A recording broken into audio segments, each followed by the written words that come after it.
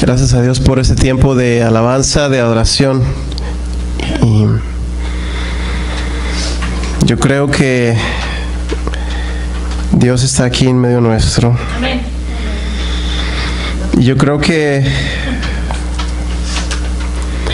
si nosotros el día de hoy le damos oportunidad al Espíritu Santo de obrar en nuestra vida, Él puede hacer una cosa hermosa, una cosa nueva el día de hoy.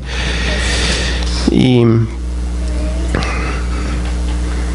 cuando alabamos al Señor y mis hermanos comparten la alabanza, la escuela dominical y nos damos cuenta de que todo sigue un mismo tema, sin ponernos de acuerdo. Yo no les dije de qué iba a predicar y ellos tampoco me dijeron exactamente lo que iban a decir en las alabanzas. Nos damos cuenta de que el Señor está hablando y quiere hablar a nuestro corazón. Y yo creo que todos y cada uno de nosotros deseamos sentir o ver el mover de Dios en nuestras vidas. ¿Cuántos están de acuerdo?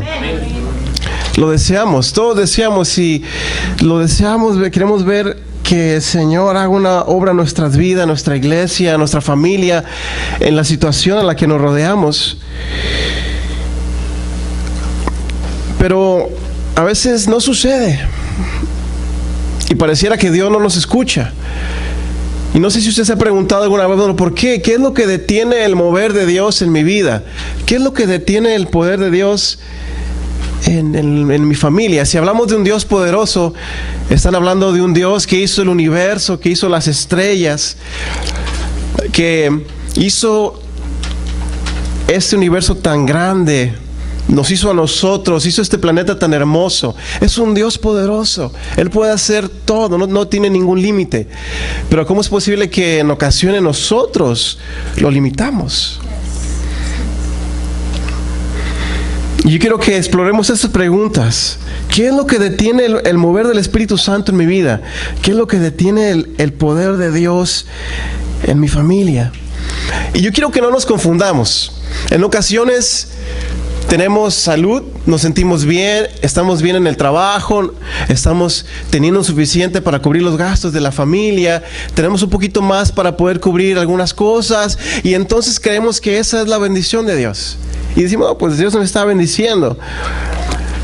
Pero hay algo que le llaman la ley de la siembra y la cosecha, ¿sí? Que realmente se aplica para todos los ámbitos. Para la familia, para los negocios, para cada uno de los ámbitos. ¿Usted cree que, por ejemplo,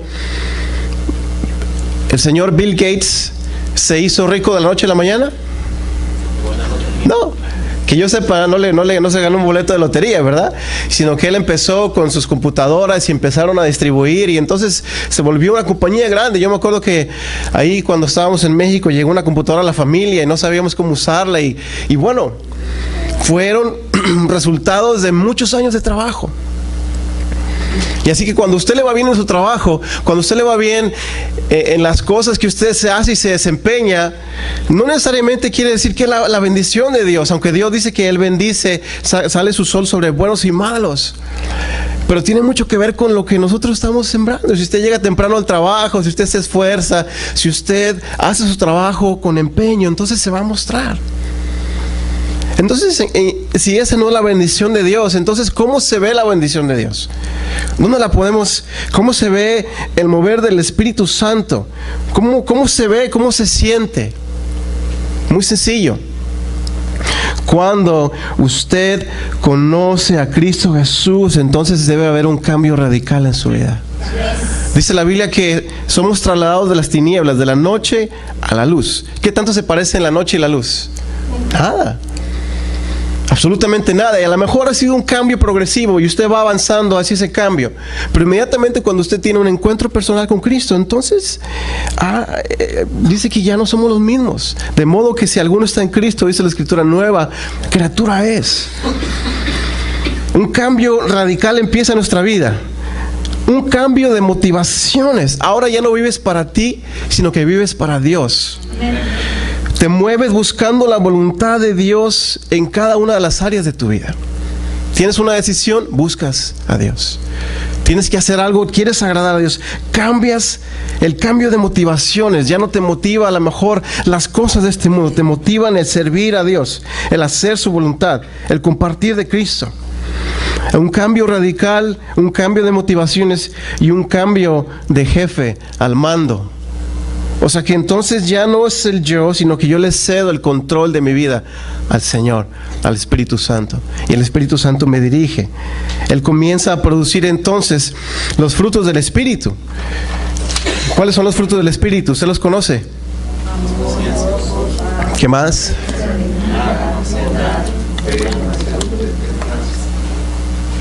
Ahora, si usted se fija en ese pasaje en Gálatas capítulo 5, versículo 22, dice, son los frutos del Espíritu Santo en nuestra vida. Nuestro espíritu no los puede producir por sí mismo, sino que son el fruto del Espíritu. Cuando entonces nuestra vida es controlada por el Señor, entonces empieza a producir esos frutos. Pero ¿qué pasa? Que cuando... ¿Por qué a veces queremos y realmente, sinceramente, queremos nosotros agradar a Dios? Queremos entonces hacer su voluntad. Queremos el mover de Dios en nuestra vida, pero no suceden las cosas, no pasa, no vemos realmente el mover de Dios, no lo sentimos, no lo experimentamos. Y entonces a veces le echamos la culpa a Dios y decimos, es que Dios no me escucha. ¿Qué es lo que obstruye? ¿Qué es lo que obstaculiza el mover de Dios en mi vida y en tu vida? Espero que haya traído su Biblia, su iPad, ¿verdad? Porque hoy día la vamos a usar. Así que ahora sus Biblias, póngala ahí listas, porque hoy vamos a estar leyendo algunos pasajes.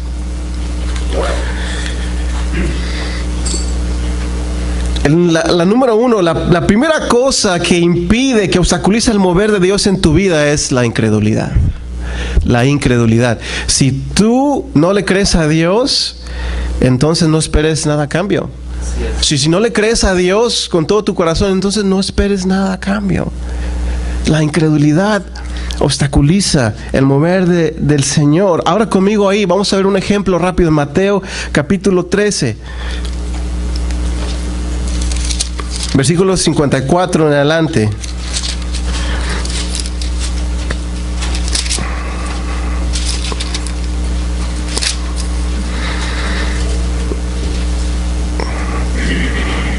Dice que Jesucristo regresó a su tierra, a Nazaret, y entonces empezó a enseñar en la sinagoga y la gente se maravillaba, decía, oye, pues ¿de dónde vino este?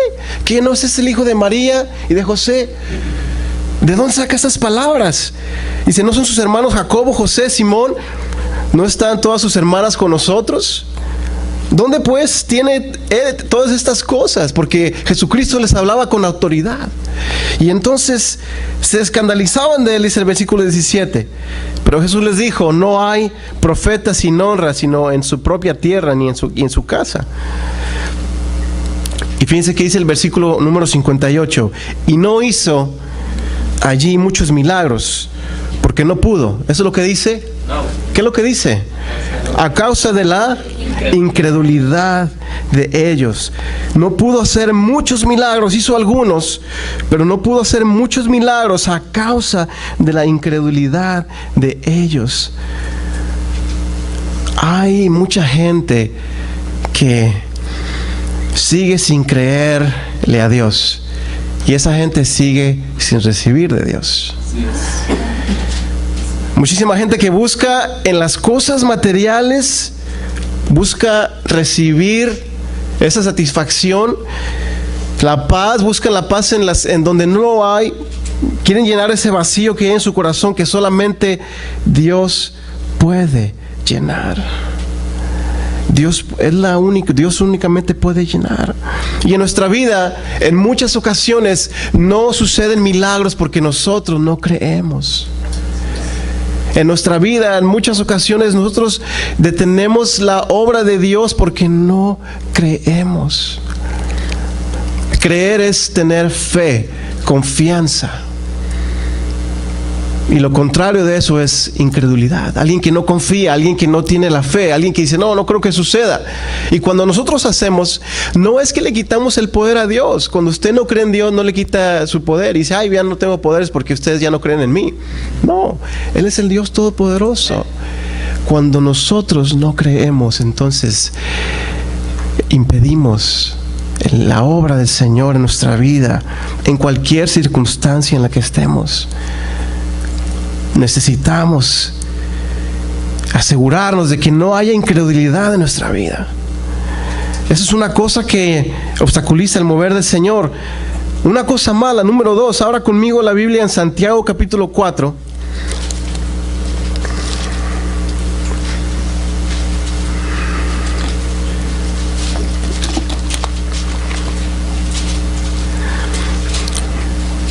Versículo 6. Alguien que lo lea muy fuerte. Quiero que participe conmigo. Alguien muy fuerte para que salga aquí en el video.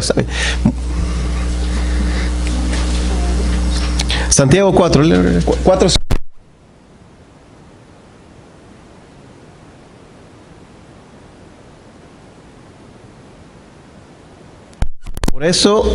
Por esto dice, Dios, ¿qué hace? Resiste a los soberbios y da gracia a los humildes. Una segunda cosa por la cual el mover de Dios es obstaculizado, o lo obstaculizamos, lo detenemos, es porque hay arrogancia o hay soberbia. Y debemos de tener mucho cuidado con esto. ¿Cuál es la definición de la arrogancia o soberbia? Soberbia. El diccionario dice que es un sentimiento de valoración de uno mismo por encima de los demás. Los sinónimos son la altivez, arrogancia, vanidad. ¿Quién entiende cuando escucha esta palabra resiste? ¿No quiere? Abra conmigo ahí en Salmo 138 para que nos diga la misma palabra qué es lo que hace Dios. Eso es lo que hace Dios con la gente así. Cuando hay esto en el corazón del ser humano.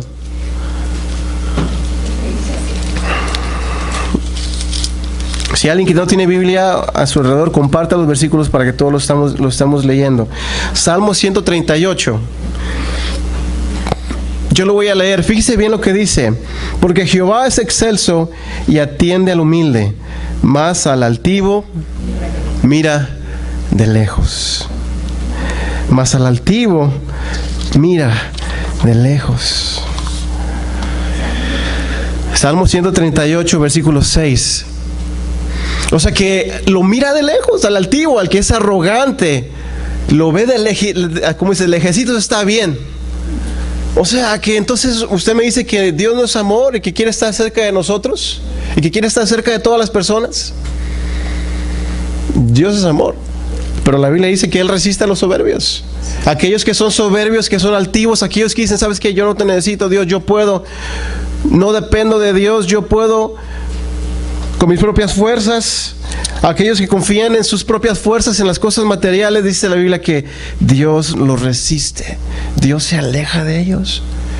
Y si nosotros no tenemos cuidado y hay algo de soberbia o altivez en nuestra vida, entonces podemos detener la mano de Dios. A veces nos confundimos, como decía, con las cosas materiales y las disfrutamos y decimos, ah, qué bueno. Y Jesús dijo, había un hombre que dijo, tengo tantas cosas, ¿qué voy a hacer con tanta cosecha? Ya sé, voy a destruir mis graneros y voy a construir unos graneros más grandes y los voy a llenar y voy a decir, alma mía, no tienes nada que preocuparte, ya tienes tu futuro asegurado. Y Jesús le dijo, ¿sabes qué? Esta noche vienen a pedir tu alma y todo lo que has recaudado, ¿a quién le va a quedar? Hay un ejemplo más fuerte todavía. Abra conmigo en Isaías capítulo 14.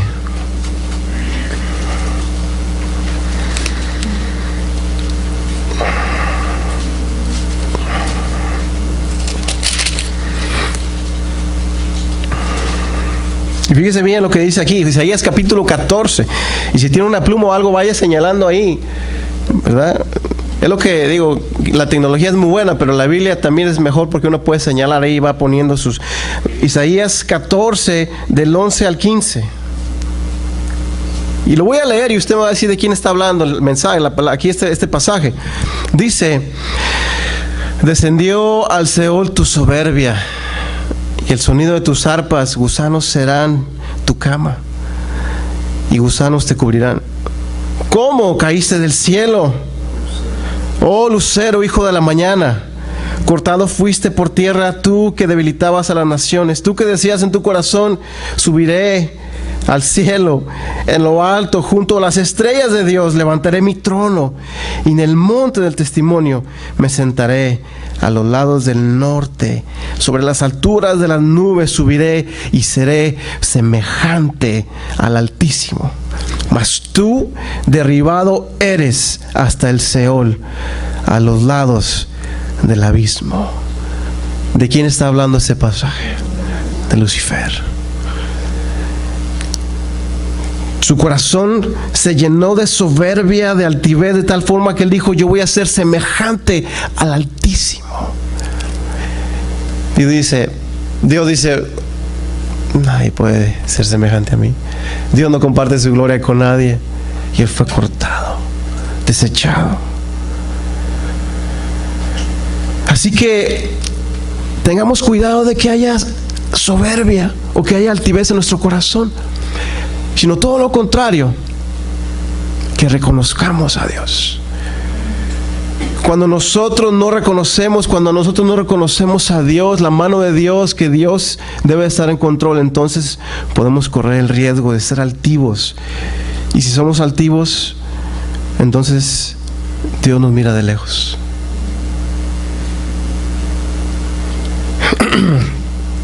Número 3.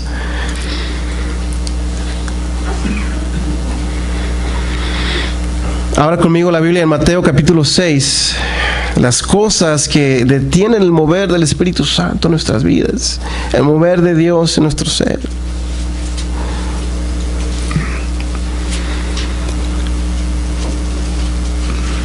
Jesús enseñando les dice a la gente, el capítulo 6, versículo 2 en adelante. Dice: cuando pues deis limosna, no hagas tocar trompeta delante de ti como lo hacen los ¿qué? Los hipócritas en las sinagogas y en las calles, para ser alabado por los hombres. De cierto os digo que ya tienen su recompensa. Mas tú, cuando des limosna, no sepa tu izquierda lo que hace tu mano derecha, para que sea tu limosna en secreto, y tu Padre que ve en lo secreto te recompensará en lo público. Y cuando ores, no seas como los hipócritas, porque ellos aman el orar en pie en las sinagogas y en las esquinas de las calles para ser vistos de los hombres. De cierto os digo que ya tienen su recompensa. ¿Quiénes ustedes creen que se sentían aludidos cuando Jesús decía esas palabras? ¿Y quiénes eran los fariseos? Los hipócritas. ¿Y quiénes eran los hipócritas? Los fariseos. Los religiosos. Los religiosos. Entonces, si hay algo que obstruye el mover de Dios en nuestra vida, puede ser la religiosidad.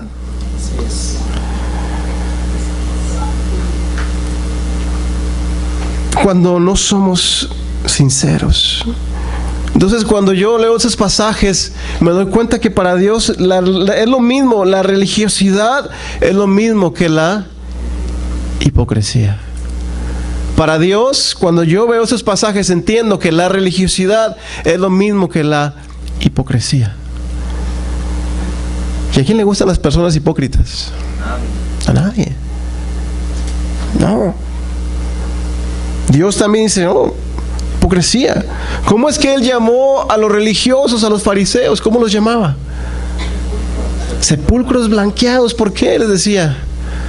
Por fuera se ven muy bonitos, pero por dentro están llenos de muerte.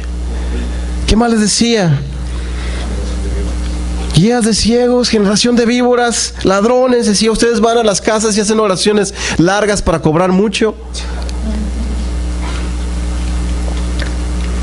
Y cuando nosotros nos centramos en esto, podemos caer en este error de la religiosidad, de venir a la iglesia el domingo y sentarnos aquí y escuchar las alabanzas, cantar, y entonces nos vamos a nuestra casa y nos vamos a veces con un sentimiento de ya cumplí. Ya puede poner una marquita ahí en el cuadrito de mi relación con Dios. Y entonces limitamos el poder de Dios a solamente los domingos de las 10, si es que llega a las 10, ¿verdad? O si no llega, si llega a las 9:30, a las 12:15. Y tristemente es la realidad de muchísimas personas en este país. Muchas personas se consideran religiosas, cristianas, lo que usted diga. Les pregunto, oye, ¿si creo en Dios? Claro, sí. Buscan la bendición de Dios y tratan de vivir una vida que agrade a Dios, que agrade a los demás, sin infringir la ley, pagar sus impuestos, ser honestos. Oye, yo trato de hacerlo bueno. Pero cuando se centran solamente en cumplir y van a la iglesia, una reunión solamente porque es domingo, porque no tengo otra cosa que hacer, porque nadie me invitó al parque ni nada, entonces voy a la iglesia y estoy ahí.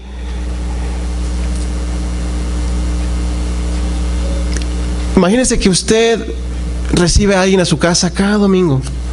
Y que alguien viniera cada domingo a su casa y solamente va y está un ratito, y entonces el siguiente domingo llega, toca y se sienta, abre y usted está ahí, y entonces está ahí por 1 hora y 2 horas, y entonces el siguiente domingo lo vuelve a hacer, y cada domingo usted dice, bueno, ya va a llegar, ok, ya me voy a preparar. Entonces llega esa persona, está ahí con usted y se va.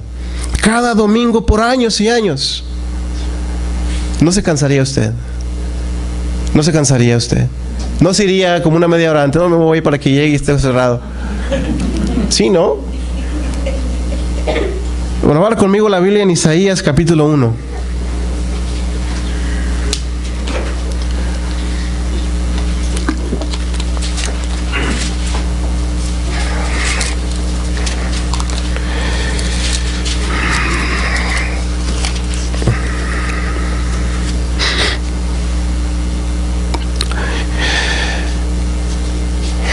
Y esta no es palabra mía, esta es palabra de Dios en su Biblia. Escuche bien, por favor. Y más que las palabras quizás duras, escuche, trate de entender el corazón de Dios. Tratemos con nuestra mente limitada de entender el corazón de Dios. Es como si usted estuviera escuchando a Dios decirle esto al pueblo de Israel. Vamos a irnos desde el versículo 11. Dice Dios, ¿para qué me sirve, dice Jehová, la multitud de vuestros sacrificios? ¿Para qué me sirven? Hastiado estoy de holocaustos, de carneros y de cebo y de animales gordos. No quiero sangre de bueyes, ni ovejas, ni de machos cabríos. Ya estoy harto, estoy hastiado de esto ya. ¿Quién manda esto de vuestras manos cuando venís a presentaros delante de mí para hollar mis atrios? ¿Vienen a pisotear mi casa? No me traigas más vana ofrenda. El incienso me es abominación.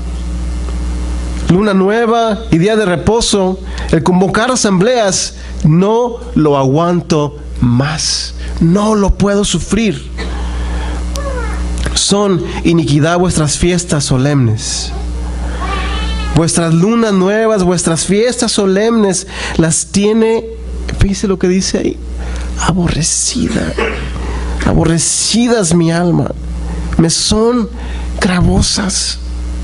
Cansado estoy de soportarlas. Cuando extiendas vuestras manos, yo esconderé de vosotros mis ojos. Asimismo, cuando multipliquéis la oración, yo no oiré. Llenas están de sangre vuestras manos. Si tú vienes a la casa de Dios un día a la semana y estás aquí y estás viviendo una vida de religiosidad solamente, y tú levantas tus manos al Señor, pero tu corazón no es sincero,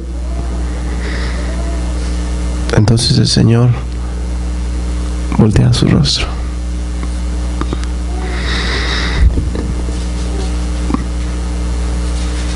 Si tú oras al Señor,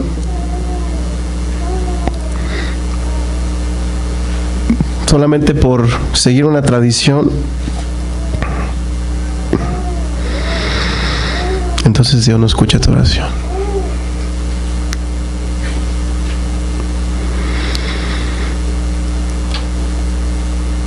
Mi temor, un temor grande que tengo, es de que nuestras reuniones se vuelvan algo que canse a Dios.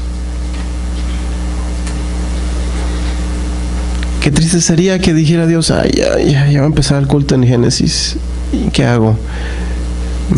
¿Le hago caso a los ángeles o qué hago? No poner unos audífonos ahí, ¿verdad? O que diga Dios: oye, se voltee Dios cuando estemos nosotros alabando.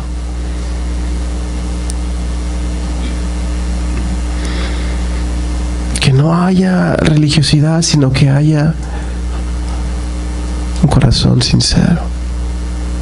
Dice, sigamos el versículo 16: lavaos y limpiaos, quitad la iniquidad de vuestras obras delante de mis ojos, dejad de hacer lo malo, aprender a hacer el bien, buscar el juicio, restituir al agraviado, hacer justicia al huérfano, amparar a la viuda.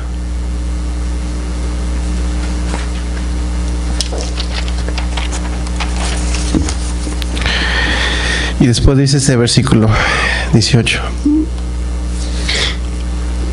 ¿cómo es Dios tan misericordioso, tan grande, que nos da todavía, a pesar de que a veces nosotros tenemos estas cosas? Dice Dios: ok, venid, dice Jehová, y estemos a cuenta. Hablemos de tú a tú, sinceramente, sin religiosidad, sin tantas cosas, sinceramente, tú y yo, hablemos.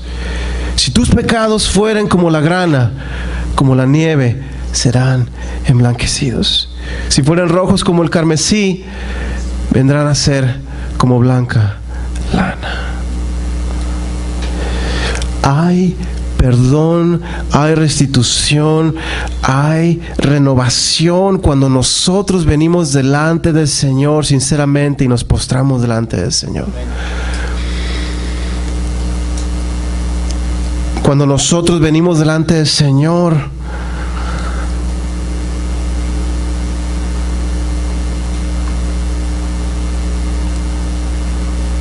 y cuando yo estaba orando y estaba buscando este pasaje, estaba: Señor, ¿qué quieres decir a tu iglesia?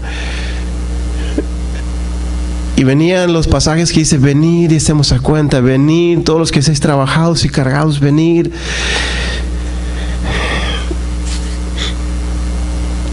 Me doy cuenta que Dios es un Dios de tanta misericordia que siempre está llamándonos con amor: vengan, vengan a mí, venid, vengan. Yo quiero obrar en sus vidas, yo quiero obrar en tu vida, yo quiero obrar en tu ser, yo quiero obrar en tu trabajo, en tu familia, yo quiero obrar en tu matrimonio, yo quiero obrar en tus hijos. Ven, dame la oportunidad, ven a mí, ven a mí, ven a mí. Pero ¿qué es lo que entonces obstruye que el Señor obre? Dice: Señor, pensando: Señor, pero venimos a ti, estamos contigo, Señor. Y venían esos pensamientos, y sé que ese es el Señor que decía: es que a veces no somos sinceros, hay soberbia, hay pecado, no hay fe, hay incredulidad. Entonces, ¿qué es lo que mueve el corazón de Dios? ¿Qué es lo que entonces mueve el corazón de Dios para que obre en nuestra vida?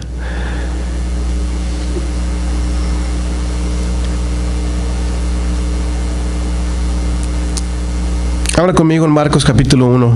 Dos cosas muy rápidamente. Cosas que usted ya sabe y conoce.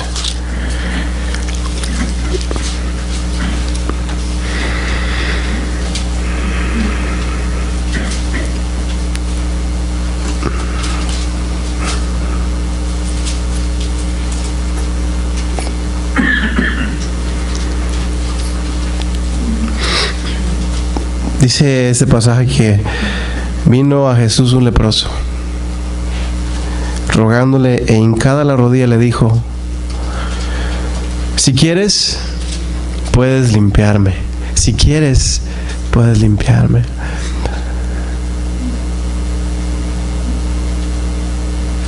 Qué hermosa actitud de leproso. El leproso no está dudando de que Jesús lo podía hacer. Él tenía la plena confianza y la seguridad de que Jesús lo podía hacer. Le está diciendo Jesús: si no es mucha molestia para ti, si no es agravoso para ti, Señor, si te queda un poquito de tiempo, si tú quisieras, si hubiera en ti el deseo de hacerlo, hazlo. Y Jesús dice, teniendo misericordia de él, extendió su mano y le tocó y le dijo: quiero, sé limpio. Cuando nosotros tenemos fe, entonces podemos acercarnos a Dios. Cuando tú tienes fe, la confianza plena en el Señor, entonces el Señor obra en tu vida. Dice en Hebreos capítulo 11 versículo 6: porque sin fe es imposible agradar a Dios. Tú quieres agradar a Dios pero no tienes fe, no es posible. Sin fe es imposible agradar a Dios. Todos los milagros que vemos, aquella mujer que se acercó a Jesucristo y tocó su manto, tuvo la fe de que si tan solo tocar el borde de su manto, seré salva, seré sana. Había un ciego que estaba por ahí en una puerta y cuando escuchó a la multitud que venía, preguntó: ¿quién está pasando por aquí? Y le dijeron: es Jesús. Y él no se quedó ahí sentado, sino que él, como pudo, empezó a gritar y dice: Jesús, hijo de David, ten misericordia de mí. Jesús, hijo de David. Y la gente lo trató de callar y él siguió insistiendo. Y Jesús, escuchando esa voz, escuchando ese clamor de fe, lo mandó a llamar a Bartimeo. ¿Qué quieres que yo haga por ti? Que yo recobre la vista. Y él se la dio. Cuando tú tienes una fe, una confianza, cuando tú crees al Señor, entonces el Señor obra en tu vida, Él se mueve. Porque confiar es simplemente decirle: Señor, aquí ya no puedo yo, te entrego todo, hazlo tú. No lo puedo ver con mis ojos físicos, pero lo puedo ver y creer con mis ojos espirituales de que tú, Señor, lo vas a hacer. Si tú quieres experimentar entonces el mover del Espíritu Santo, entonces tienes que creer. Tienes que creer. Tienes que pedirle a Dios. Pidámosle como los discípulos: Señor, aumentanos la fe. Aumenta nuestra fe para poder creer más en ti.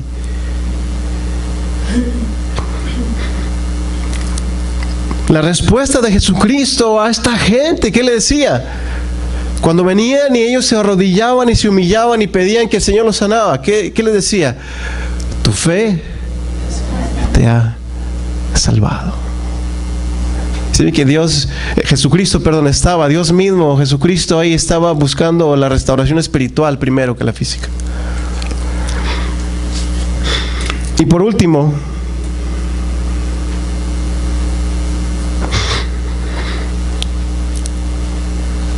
hay algo que el Señor no puede resistir. Si Él resiste a los soberbios, el Señor, cuando ve esto, no lo puede resistir. ¿Qué será? Abra conmigo ahí en Salmos capítulo 51.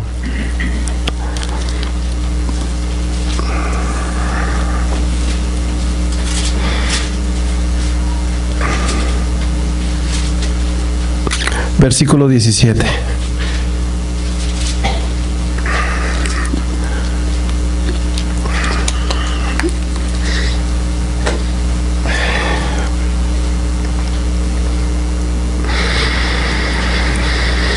El salmista, después de haber ofendido a Dios de tal forma que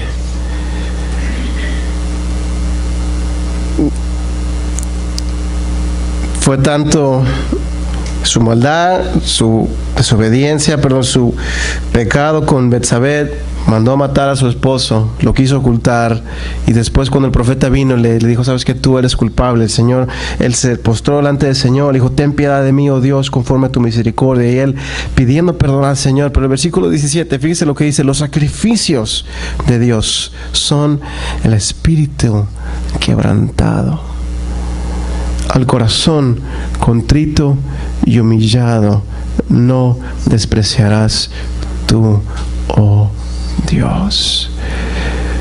Si hay algo que Dios no desprecia, algo que Dios no puede resistir, es un corazón quebrantado, un corazón humillado, un espíritu quebrantado.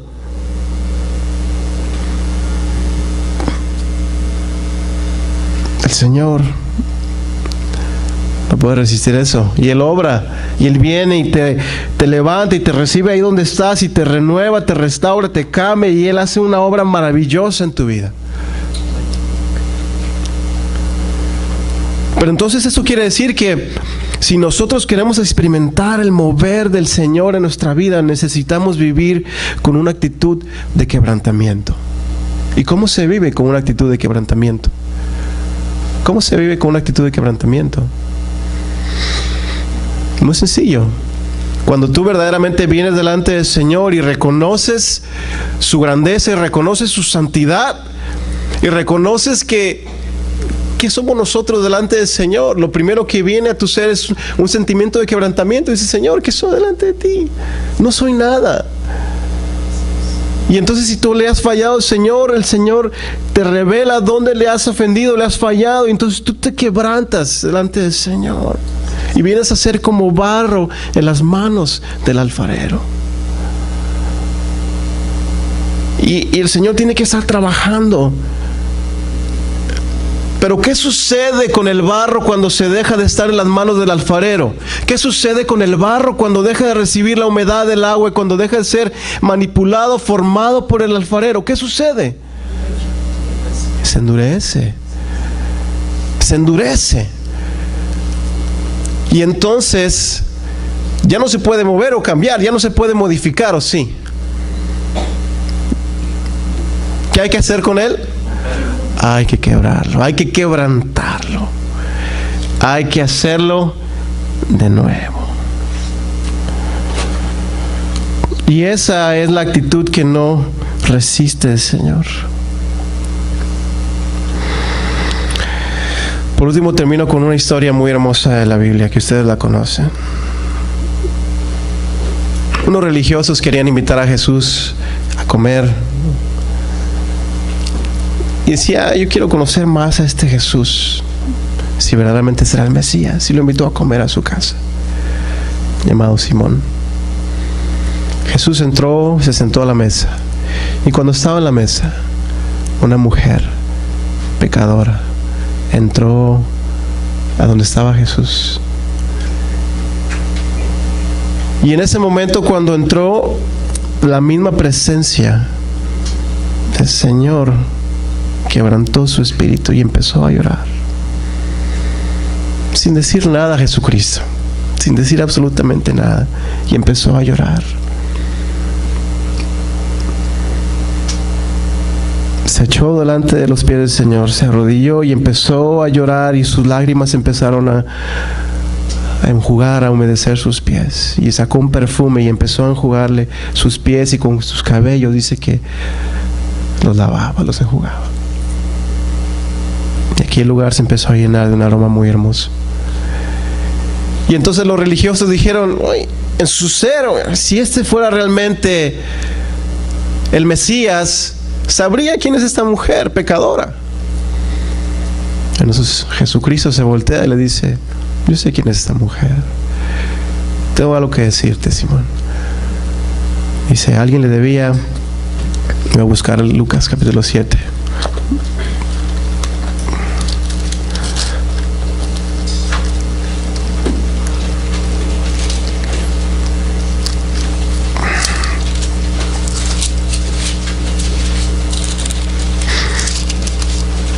Dice, un acreedor tenía 2 deudores, versículo 41. Dice, uno le debía 500 denarios y otro 50. Y él decidió perdonarles a los dos las deudas. ¿Quién tú crees que le amará más? Y le dijo, obviamente, el que le perdonó más. Jesús le dijo, bueno, yo vine a tu casa y no me diste agua para jugarme los pies. Dice, entré a tu casa y no me diste agua para mis pies, mas esta ha regado mis pies con sus lágrimas y los ha jugado con sus cabellos. No me diste beso, mas esta, desde que entré, no ha cesado de besar mis pies. No ungiste mi cabeza con aceite, mas esta ha ungido con perfume mis pies. Por lo cual te digo que sus muchos pecados les son perdonados, porque amo mucho, mas aquel a quien se le perdona poco, poco ama. Muy bien. Una actitud de quebrantamiento. Pero mire, termino con esto. ¿Por qué entonces Simón o los que estaban ahí, por qué entonces no sintieron lo mismo? ¿Por qué entonces ellos no fueron quebrantados? ¿Por qué entonces no experimentaron eso mismo que ella estaba experimentando? ¿Por qué no sintieron su pecado? ¿Por qué?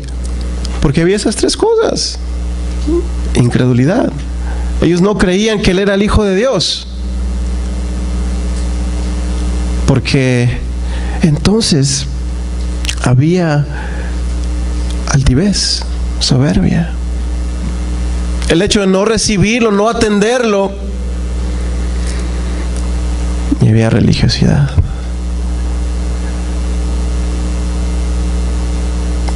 Que el mismo Jesucristo con un mismo grupo de personas, pero unos experimentando nada y otros experimentando redención, el perdón.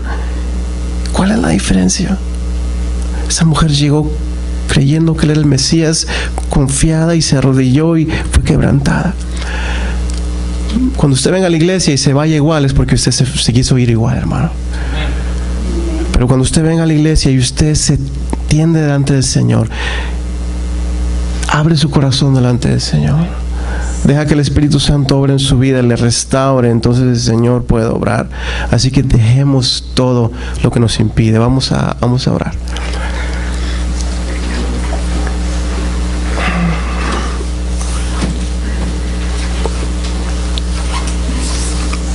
Dice, Señor, venir y estemos a cuenta.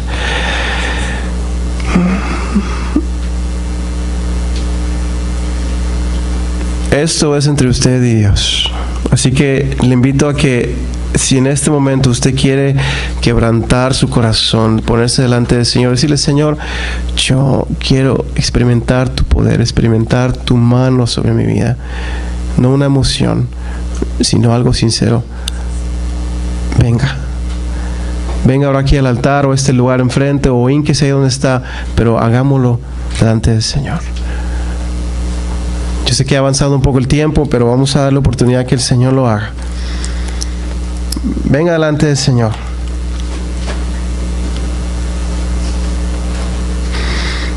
Así como esa mujer se vino ante sus pies, arrodíllese delante del Señor.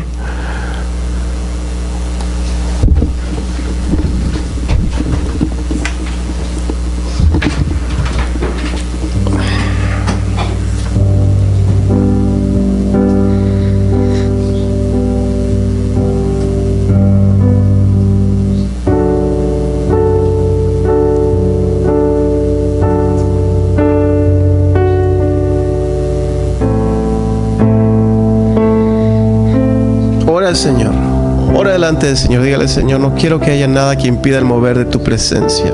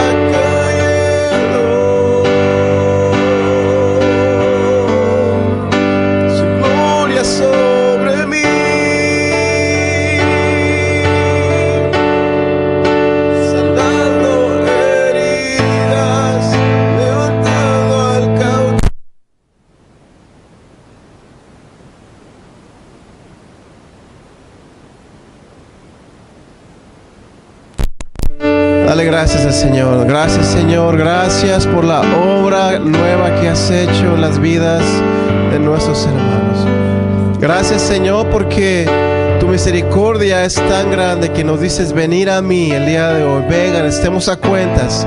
Yo voy a hacer algo nuevo en tu vida. Y tú has hecho algo hermoso. Yo sé, Señor, que el día de hoy hay personas que han sido renovadas, han sido restauradas, que han sido quebrantadas. Vasos de barro que han sido quebrados y han sido hechos de nuevo. Todo, Señor, para tu honra y gloria.